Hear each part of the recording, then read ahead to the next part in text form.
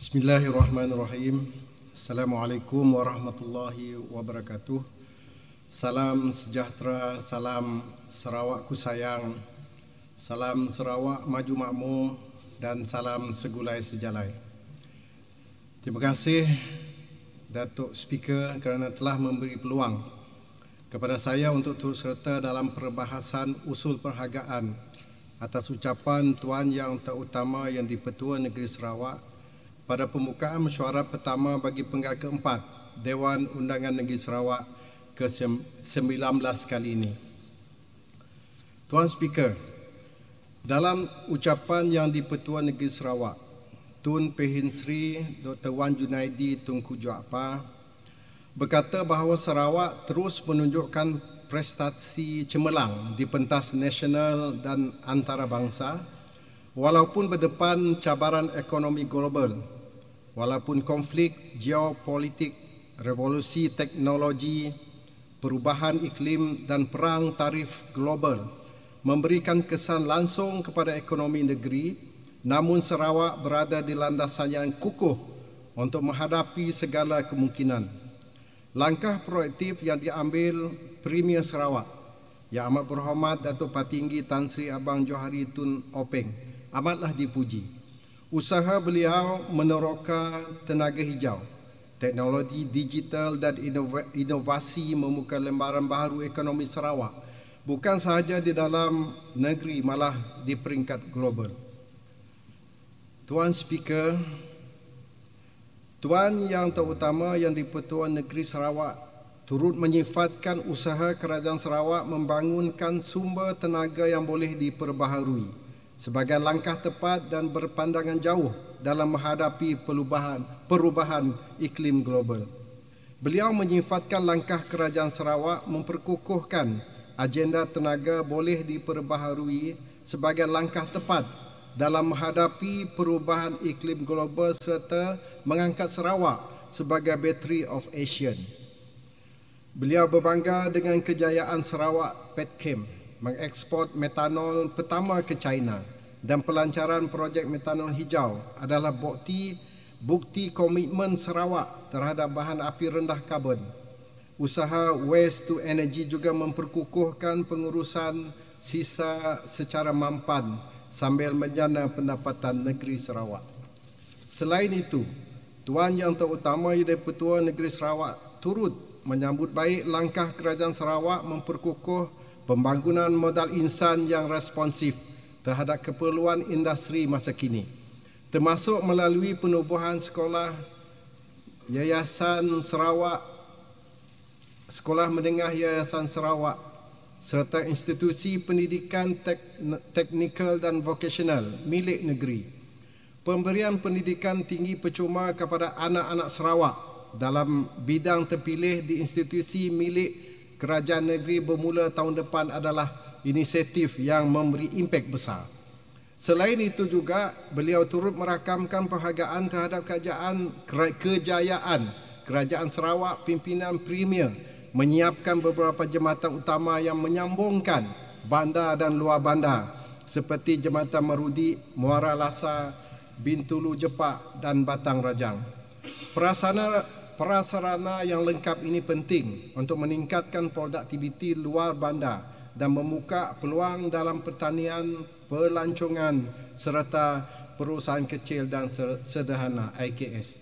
Sarawak kini muncul sebagai wilayah yang progresif dengan kestabilan politik, dasar ekonomi yang jelas dan pengurusan fiskal yang berhemah. Langkah strategik Kerajaan Sarawak mengambil alih Lembaga Pelabuhan Bintulu dan Maswing serta merubuhkan Air Borneo sebagai usaha memperkukuhkan kedudukan negeri sebagai hub logistik serantau. Semoga pimpinan Premier Sarawak, Datuk Patinggi Tan Sri Abang Johari Tun Openg, dalam memimpin negeri ini terus mencapai kejayaan yang cemerlang, terbilang demi kelangsungan pembangunan Sarawak yang dicintai.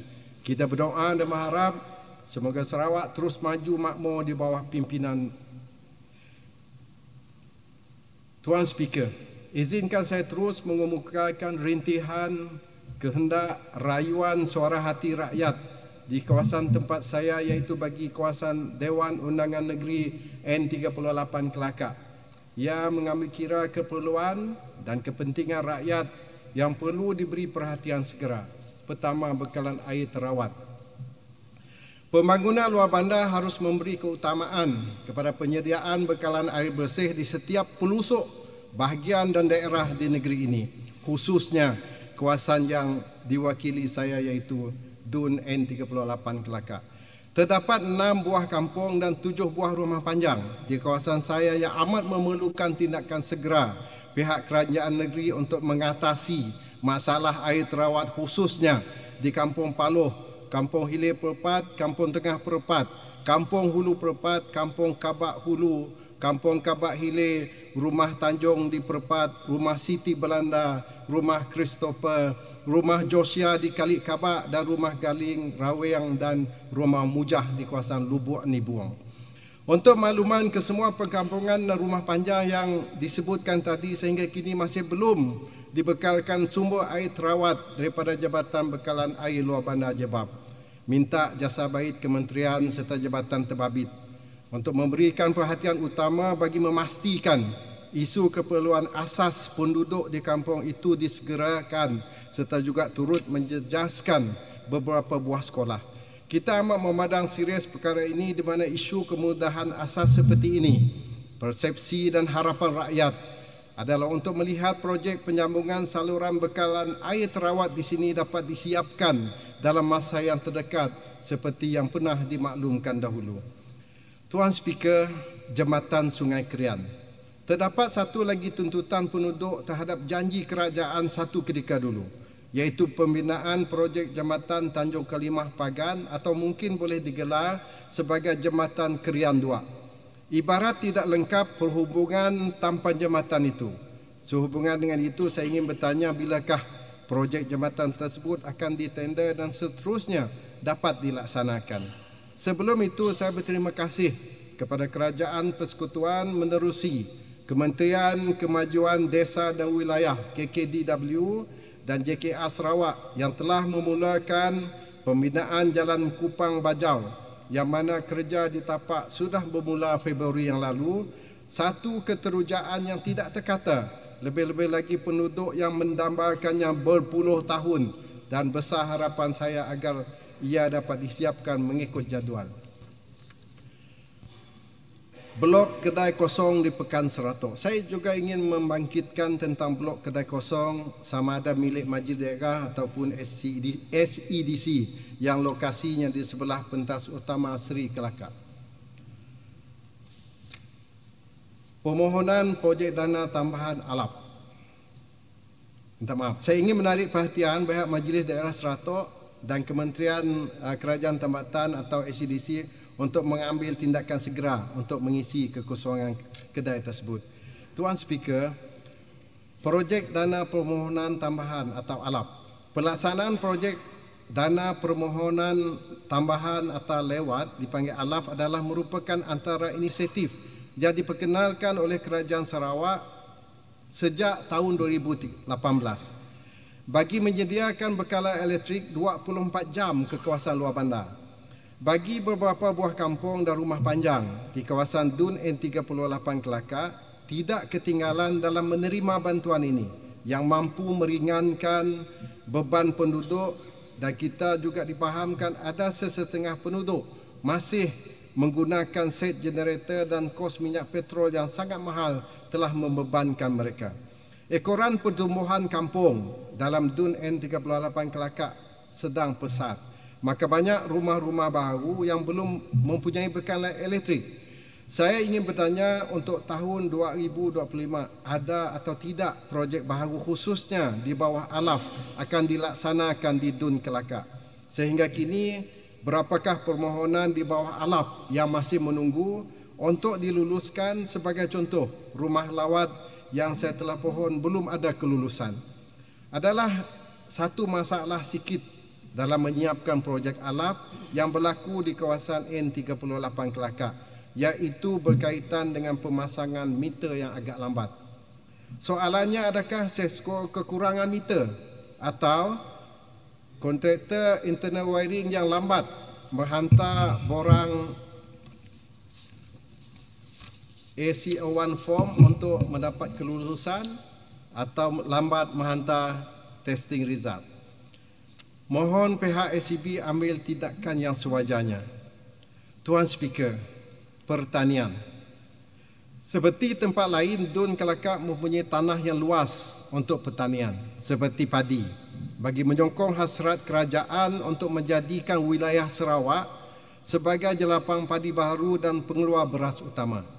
Saya cukup mentengok, kata orang Seratuk, dengar perancangan kerajaan untuk membangunkan banyak kawasan lain dalam penanaman padi.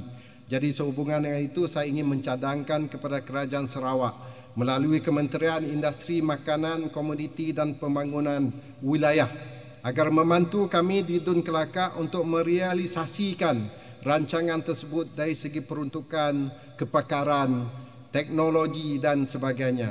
Untuk pengetahuan Tuan Speaker, sebagai permulaan saya telah mencadangkan Kampung Kabak sebagai perintis dengan peruntukan sebanyak 4.8 juta daripada Agensi Pembangunan Bahagian Betong BDDA, dan kami serius menjadikan Kelakar sebagai pengeluar padi utama di Sarawak.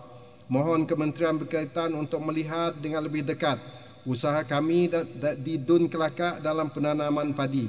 Bahkan kami ada banyak kawasan lain yang boleh diterokai, dan sekarang kami sibuk menyediakan jalan-jalan pertanian dan telah menaik taraf jalan pertanian di kawasan Nya dan Jelupang. Tuan Speaker, skim pembesaran kampung. SPK merupakan usaha yang sangat signifikan untuk meningkat kesejahteraan rakyat. Dengan adanya SPK, ahli yang ramai dalam satu rumah, dalam satu keluarga berpeluang untuk berumah sendiri jika diluluskan lot perumahan. Tuan Speaker, saya ingin bertanya, apakah status terkini projek-projek SPK dalam DUN N38 Kelakar yang sudah diluluskan? Ada atau tidak kerajaan meluluskan SPK baru di DUN Kelakar pada tahun ini? Dan bagaimanakah jika terdapat permohonan daripada penduduk untuk memindah lokasi SPK? Apakah prosedur yang perlu dibuat dan berapa lamakah tempoh proses pemindahan tersebut? Tuan Speaker, klinik kesihatan jenis 3. Saya mencadangkan agar sebuah klinik kesihatan jenis 3 perlu diwujudkan bagi menampung keperluan hospital Seratuk yang dilihat semakin sesak dan tidak lagi sesuai untuk menampung jumlah pesakit luar yang semakin meningkat. Terlalu banyak aduan yang diterima kerana masa menunggu giliran bermula daripada jam 8 pagi hingga ke pukul 1 petang seperti yang diadukan oleh penduduk. Ini satu petanda yang jelas betapa klinik jenis 3 sangat-sangat diperlukan dan diwujudkan di daerah Seratuk. IKS, saya ingin bertanya, ada atau tidak perancangan pihak Kementerian Perdagangan Antarabangsa, Industri dan Pelaburan Mintret untuk mengadakan lebih banyak program berkaitan di luar bandar seperti di DUN Kelakar untuk membantu usahawan IKS? Mungkin boleh dicadangkan pihak Mintret untuk turun padang ke Seratuk sempena Pesta Seratuk atau Regata Kelakar yang bakal berlangsung bulan Julai 11, 12 dan 13. InsyaAllah Premier akan bersama di sana. Berapakah peruntukan tahunan yang digunakan untuk membantu pemain IKS di negeri ini, Amnya dan di DUN Kelakar khususnya? Pasukan bomba sukarela dan komuniti. Dalam DUN Kelakar masih banyak kampung atau rumah panjang yang jauh daripada balai bomba yang terdekat. Justru apabila berlaku kebakaran di kawasan yang jauh itu, impak kebakaran memangnya tragis.